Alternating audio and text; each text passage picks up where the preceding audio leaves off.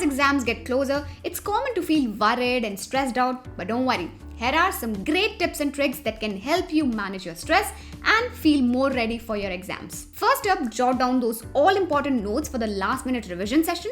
This will help you cover the most important topics quickly and efficiently. Next, practice those RTP revision test papers and MTP mock test papers, questions like your life depends on them. Not only this will give you a good idea of what to expect, but will also help you hone your problem-solving skills and sharpen your focus. Don't forget to study the ICI module at least twice. Sometimes there are direct questions from the module, so why leave any stone unturned? And while you're at it, mark last day revision questions to help you prioritize the most crucial topics and retain them in your memory. Try to give at least one physical mock test session.